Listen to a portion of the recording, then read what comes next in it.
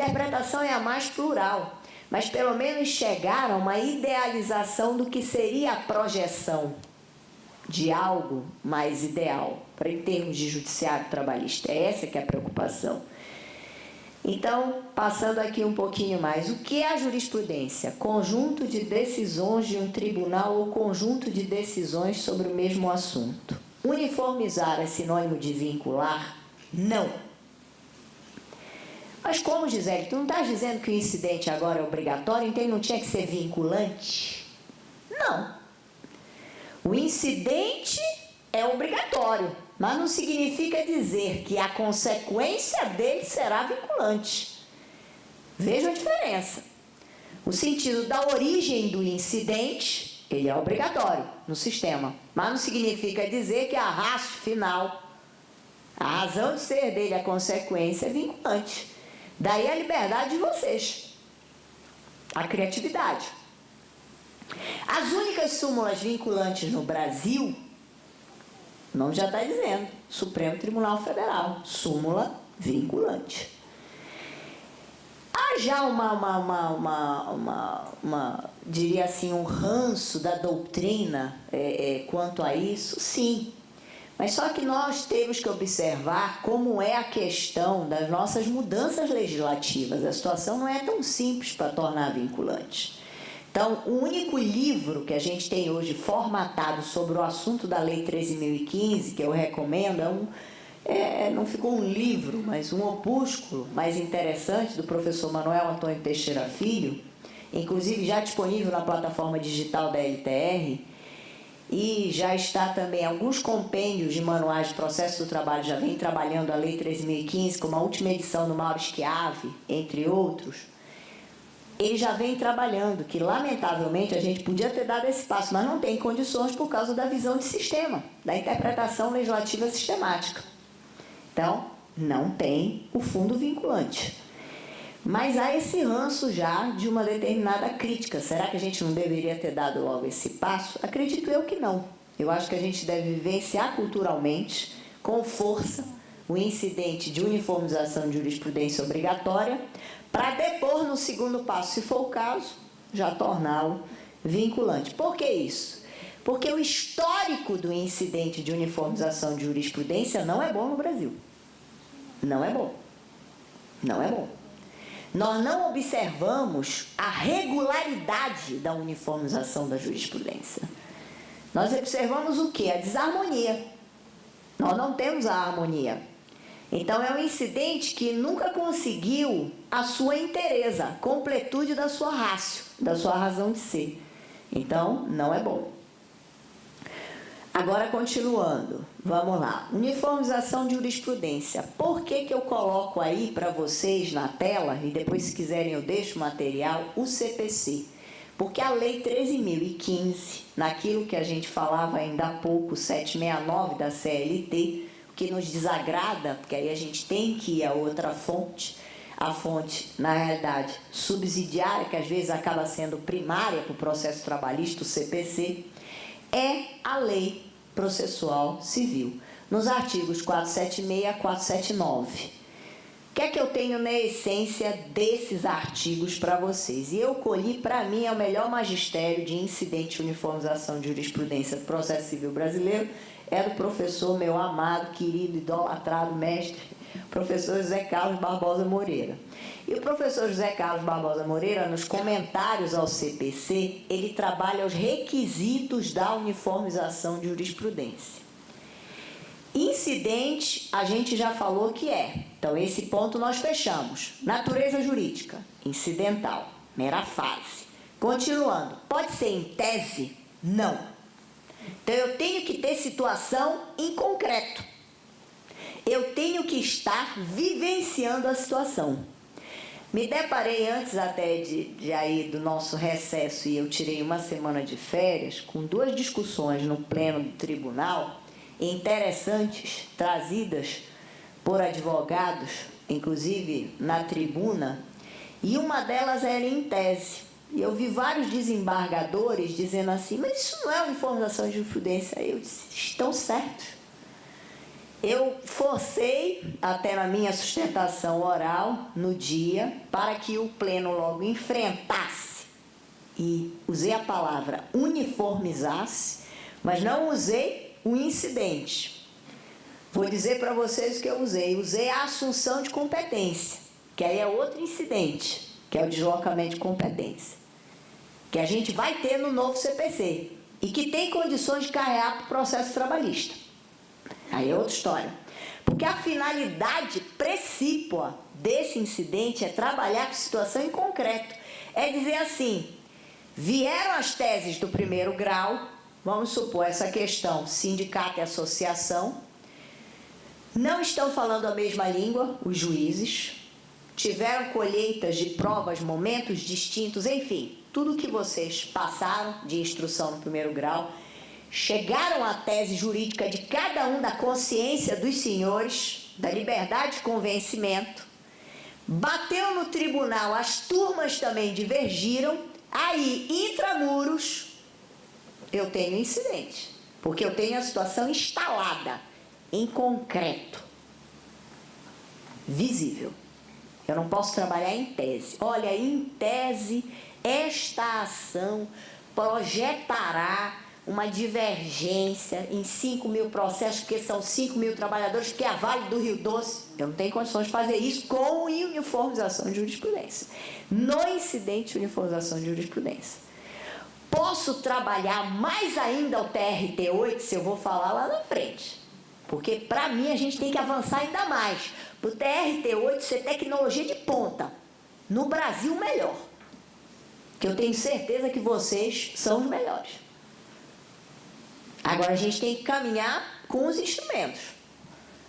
Como nós vamos caminhar? Hoje, pela Lei 13.015, ela já me deu uma ferramenta maravilhosa, a corretiva. Então, na gestão de aula do doutor Sérgio, todos vocês, juízes aqui engajados, os desembargadores, a gente cria as súmulas, resolve intramuros. Legal, primeira situação. Então, agora eu venho, acompanhe aí, por favor, a distinção do incidente de uniformização de jurisprudência com o incidente de deslocamento de competência para julgamento do recurso. Isso foi uma mini reforma do CPC. O artigo 555, parágrafo 1º, e eu voltei a abrir ontem o nosso regimento interno do TRT-8, porque eu, doutor Sérgio, tinha plena convicção que a gente tinha algum artigo e a gente não tem. Não tem sobre esse incidente. Porque eu fiquei com aquela ideia, que eu me lembro que uma das sessões que eu participei aqui no tribunal, o doutor Alencar suscitou ele com a finalidade preventiva. E acabou a discussão, vai ou não para a comissão de uniformização do regimento interno do tribunal, e aí eu acho que acabou passando e não foi. Acredito que a gente tem que caminhar para esse incidente também, que era na esteira do que eu vinha falando. Então, fechamos. Uniformização de jurisprudência é incidente corretivo. Intramuros do que já existe. Então, existe a divergência.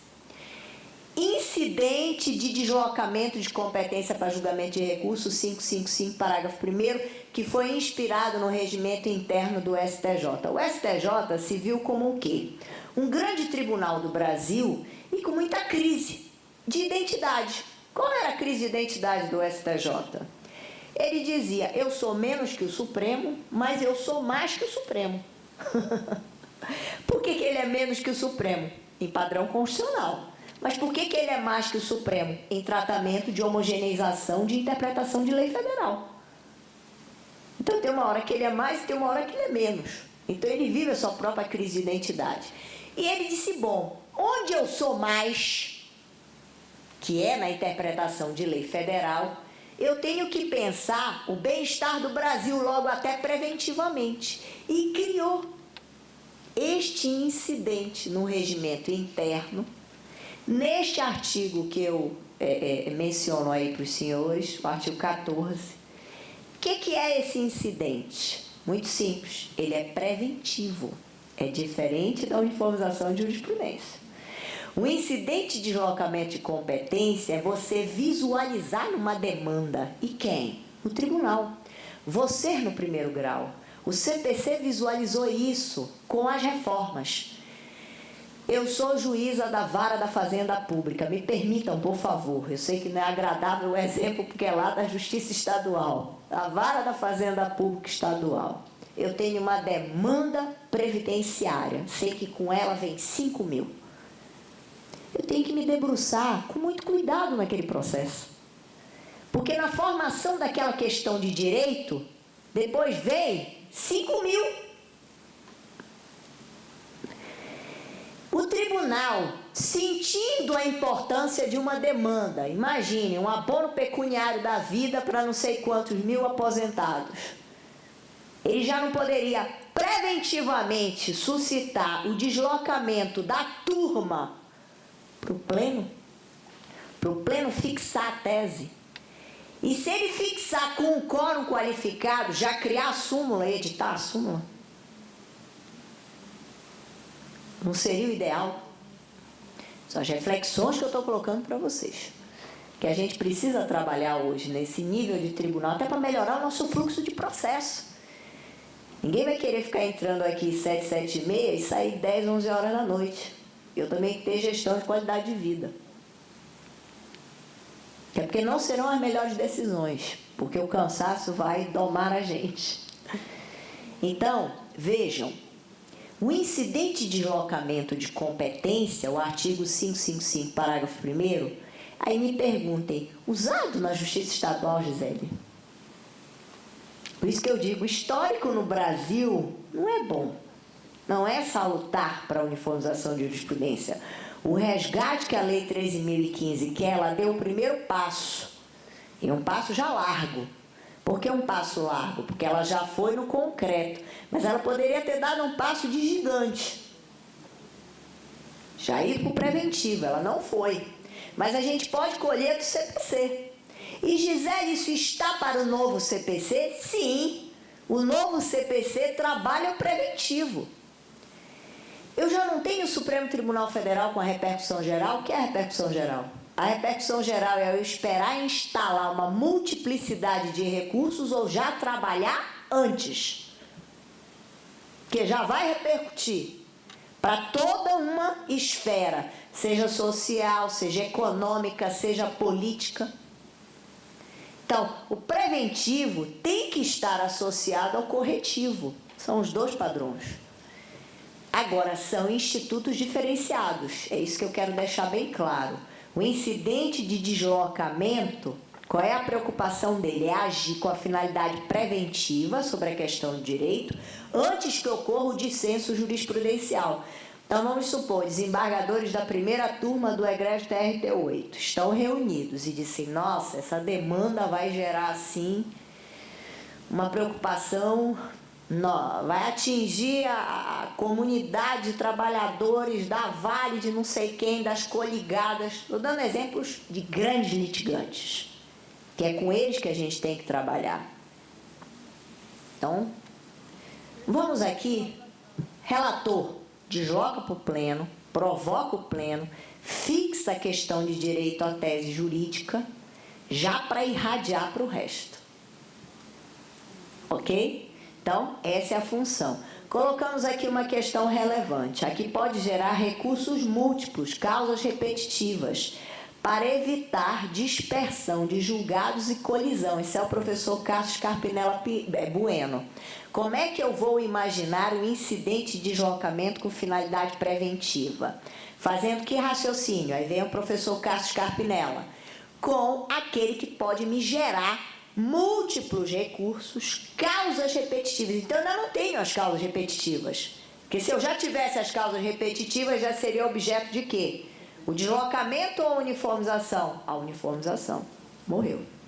Para não gerar colisão. Agora, algo que é muito caro para a gente, e difícil até falar com o nosso mestre aqui, professor Sérgio, que aí é constitucional. Ele que tinha... que nos brindar com a aula, precedente. O que nós vamos fazer no TRT8 é criar precedente? É a mesma coisa, bota tudo no mesmo caldeirão, vira e saiu. Olha, precedente do TRT8. Cuidado, não é bem assim. Eu coloquei aqui para vocês, mas olhem, isso aqui é até uma heresia o que eu fiz, mas é uma sumazinha do que é a preocupação do precedente e do que é a preocupação na uniformização de jurisprudência. A Lei 13.015 deu os seus passos, mas deu um passo para se agigantar para o precedente, aí vamos raciocinar. Precedente é common law. O Brasil hoje é híbrido. Nós somos civil law e common law. Indiscutivelmente. A gente virou esse aspecto híbrido plural. As normas são densificadas num caso precedente, o caso atual. Eu vou extrair dele a ratio decidente. Isso é precedente. A jurisprudência é só tendência do tribunal. É diferente. A preocupação do precedente é extrair ratio decidente, que é diferente da jurisprudência. A jurisprudência é uma tendência, uma linha de pensamento do tribunal. Mas a gente pode avançar? Pode. O precedente é a própria decisão sobre a matéria, com um efeito jurídico normativo para o caso futuro. Então, ela tem logo uma finalidade, a situação do precedente, prospectiva, futura. Fonte do direito primária. O Brasil não estava alinhado a este passo. O Brasil tinha a jurisprudência como fonte secundária. Hoje eu posso dizer que ela é fonte primária? Já com a Lei 13.015, é isso que a gente tem que caminhar. Nós vamos observar a súmula do TRT 8 como formação de precedente. Se a gente chegar a isso, excelente. Por que eu vou dizer excelente? Porque nós vamos estar afinados. Apesar das nossas divergências internas como seres humanos interpretativas. Porque nós vamos chegar a um máximo de coesão nas teses jurídicas. Mas é esse o ideal da Lei 13.015? Ela tentou, mas não conseguiu. Mas eu posso tentar extrair dela? Posso. Desde que eu me afine intramuros. Aí é a nossa participação e contribuição cultural para isso. Então, o que é que eu tenho para o precedente? O precedente é identificar o precedente, que aí eu coloquei para vocês os nomes. Na Inglaterra, nos Estados Unidos, a lupus inglês, o holding para os americanos, a essência da regra na decisão. A tese jurídica consagrada ao sentido e à extensão para ratio decidente. O que é ratio decidente? Aí é uma expressão que a doutrina trabalha bastante, a doutrina americana. É razão da decisão e razão para decidir. Olha que não é um trocadilho. Razão da decisão e razão para decidir. Que inclui tudo, até os fundamentos. O que no Brasil nós nunca incluímos. Os fundamentos no Brasil, eles são sempre relegados. A gente vai ou não naturalmente para o pelo exposto? Pelo exposto julgou procedente ou parcialmente procedente ou improcedente? É diferente do precedente, a teoria do precedente. A visão da common law está para os fundamentos, na ratio decidente. Qual é todo o encadeamento? E o que é que eu posso dizer de fundamentos? O que é que são os fundamentos? O que é que são fundamentos? Fatos e direito. Olha a diferença. A uniformização de jurisprudência, ela se preocupa só com que questão? A questão jurídica. A fixação da tese jurídica. Agora, a gente pode tentar dar um passo um pouco mais adiante. Não vejo problema nisso. Mas não foi esse o intuito do legislador. Para se chegar ao que? É o core. O que é esse core? É o núcleo essencial da decisão. De onde vai irradiar tudo. Correlacionar o caso ao caso julgados para aplicar o precedente, afastar o precedente, que aí eu faço o distinguishing, que vocês podem fazer isso com a súmula no primeiro grau.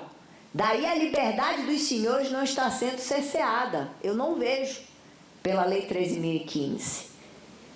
Como? Então, Gisele, se eu tenho uma súmula do meu tribunal, eu tenho um padrão de hierarquia, eu tenho que obedecer a minha súmula. Calma.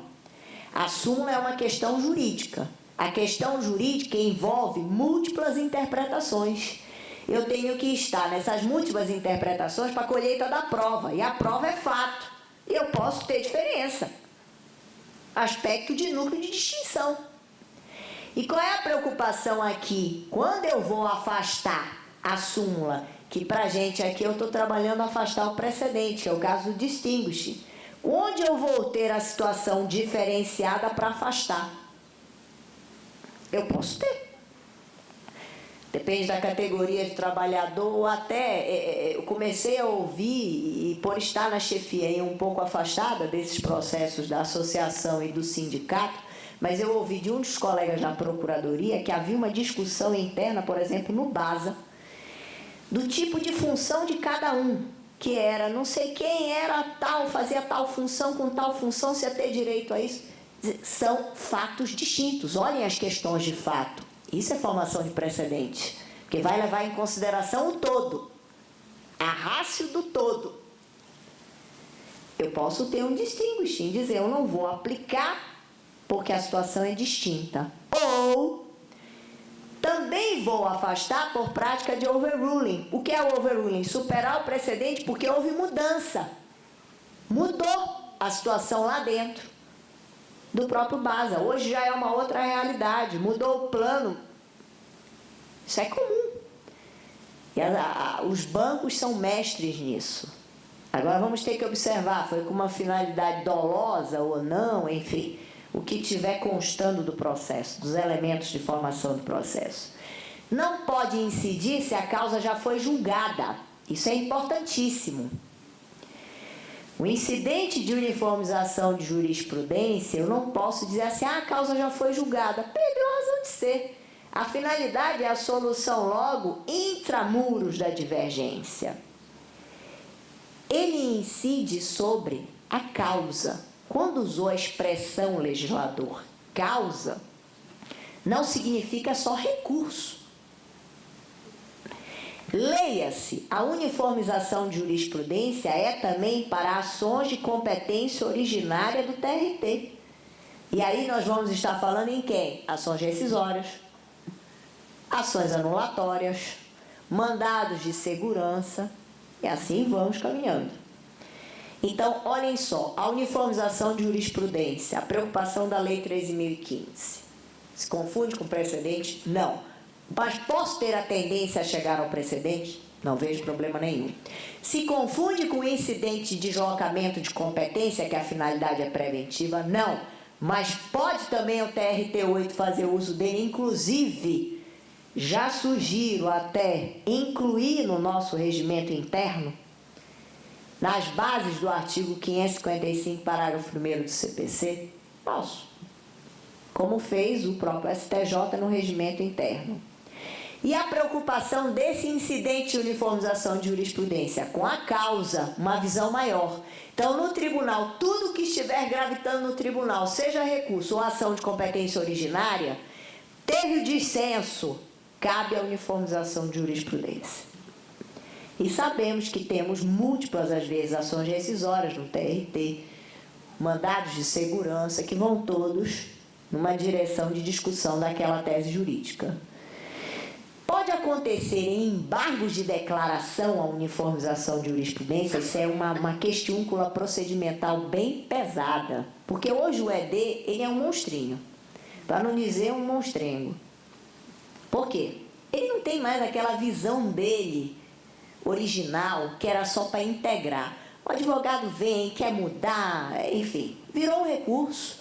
E um recurso com um sentido, não com aquele aspecto que eu falava ainda há pouco integrativo, mas com o aspecto de reforma, que não deveria ser a sua razão de ser, a razão de ser originária dele, que seria apenas um ato intelectivo integrativo para completar aquele ato jurisdicional, aquele provimento jurisdicional.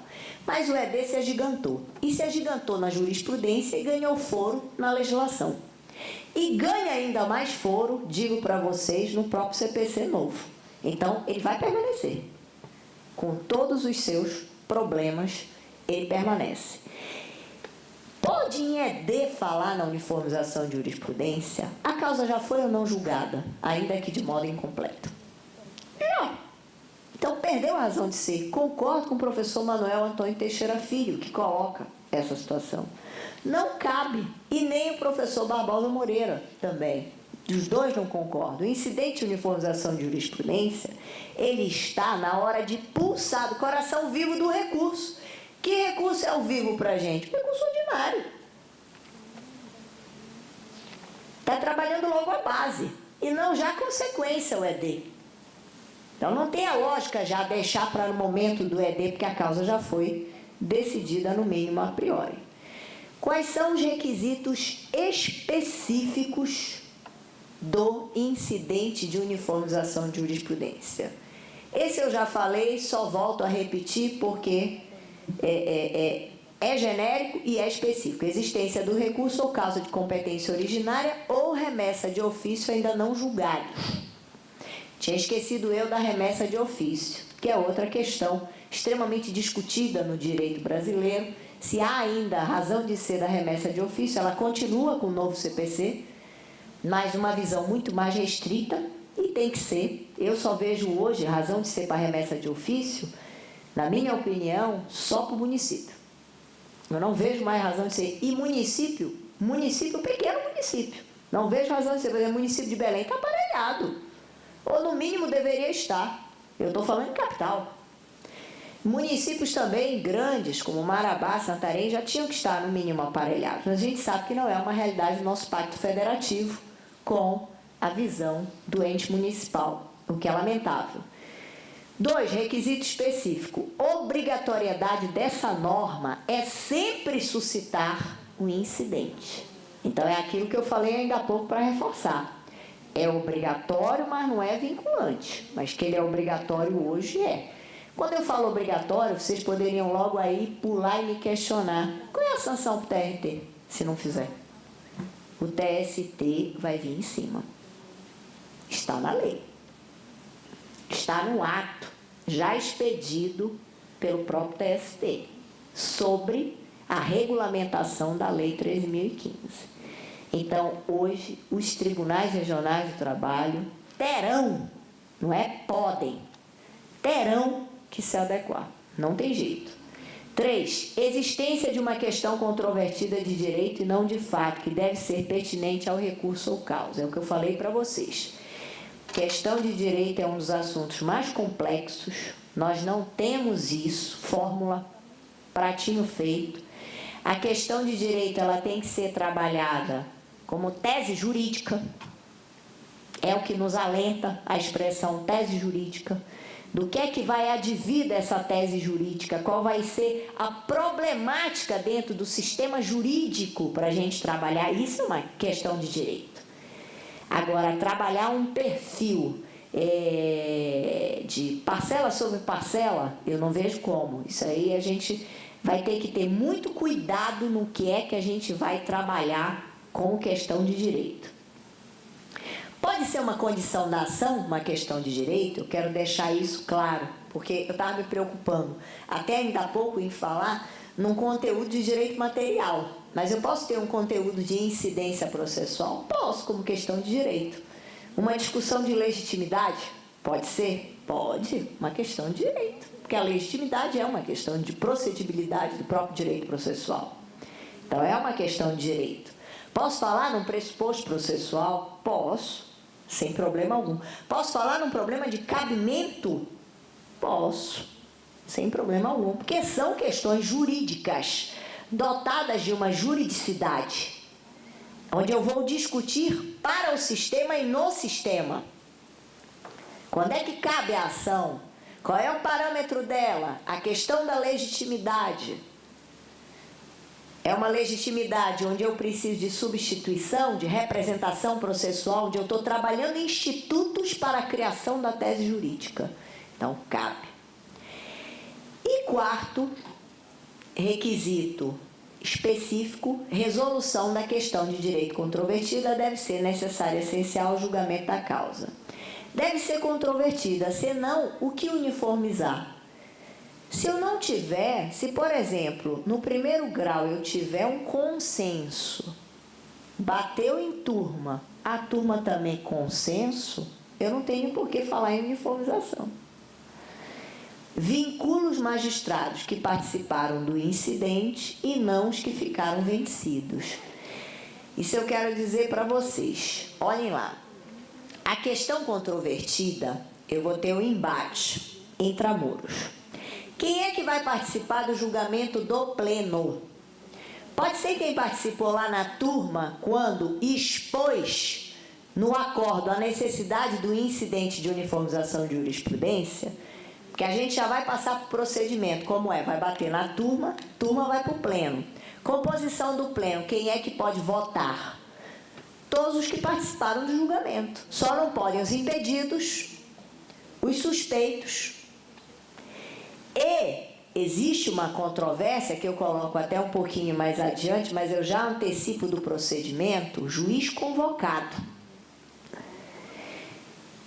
Juiz, um de vocês é convocado para participar no tribunal. E na hora da turma, vocês verificam a necessidade de uniformização da jurisprudência. Lavram o acórdão, o voto, e, nesse sentido, a turma acompanha. Repito, juiz convocado. Lavrou o acórdão, o voto foi proferido. Participará da sessão do pleno obrigatoriamente. Mas não é convocado? Não tem que ser o desembargador voltando? Não. O desembargador mais moderno é afastado. Por quê? Porque ele já veio para a fase da discussão. O juiz convocado já participou, dialogou com o problema.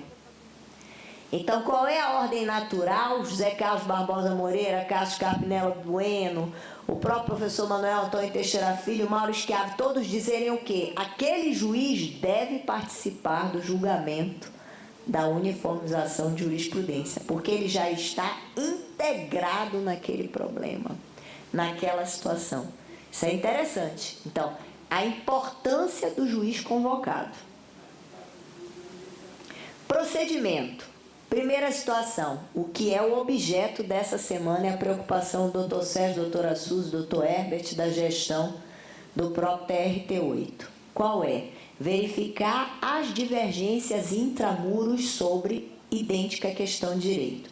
Nossas colegas aqui que me honram com a presença, doutora Carla, doutora Ana, doutora Rita, colegas procuradoras, fizeram um material, nós remetemos ao doutor Luiz Ribeiro, já foi repassado para a nossa presidência atual, doutor Sérgio Rocha, onde nós detectamos várias situações já desse dissenso, dessas divergências intramuros que já podem dar margem a se instalar no pleno para súmula, se editar súmula. E Gisele, se não conseguirmos o quórum qualificado da súmula, não tem problema. O que interessa é bater no pleno, alcançar o pleno e se conseguir, no mínimo, uma tese jurídica predominante. Olha o que eu vou dizer. São degraus de acesso. O que é o melhor dos mundos? Formar a súmula. Não consegui editar a súmula. Não consegui o pleno, foi tumultuada a sessão, enfim. Não alcançamos o patamar da súmula. Mas chegamos a uma votação por maioria. Então, formamos uma tese jurídica predominante. De que isso nos serve, Gisele? Tanto os juízes, nós, na ponta do processo, vocês, procuradores, os advogados, serve e muito. A tese jurídica predominante, ela é que dá base para a revista também. Não posso mais ter recurso de revista sobre uma decisão. Eu tenho que ter ou súmula ou tese, conjunto de pensamento, diálogo, pluralidade. Eu não posso mais ter isolada a decisão como base e fundamento para a revista. Isso é para filtrar mesmo o sistema. Isso é por respeito às decisões do tribunal. Isso é para imprimir realmente um judiciário muito mais forte e muito mais respeitado. Isso é o respeito ao próprio tribunal. Porque Porque eu volto a repetir para vocês qual é a praxe da advocacia. Ir lá com o dedo na ferida e pegar uma decisão e dizer, tirei da cartola. Quantas foram as audiências que a gente já participou, vocês aí, para dar um relato das experiências que passam no dia a dia, do advogado puxar das suas belas pastas, ô doutor, olha aqui. Às vezes é uma decisão, ainda brincam às vezes. Eu já cheguei a observar em audiências de Tribunal Federal de Recursos extinto. Que absurdo. Já não fizeram isso com vocês? Súmula de TFR extinto. Tribunal de alçada. Juizados especiais. Isso para mim não tem outro nome, mas é desrespeito. É não ter. É uma tutela de evidência de abuso, que é algo que a gente não faz, que está no CPC. Quando eu digo não faz, a gente não provoca. Hoje, o abuso do exercício do direito processual incomoda. Todo mundo abusa, abusa, abusa, fala o que quer, fala. E fica. Quer dizer, promove constrangimento, não tem essência alguma. O que eu falava ainda há pouco da teoria dos precedentes para common law, não tem rastro decidente que vá conseguir alcançar alguma coisa de uma peça que não tem nada. A gente não consegue formar precedente algum. Então, realmente, a cultura no Brasil é essa, que é a do clientelismo para o sucesso.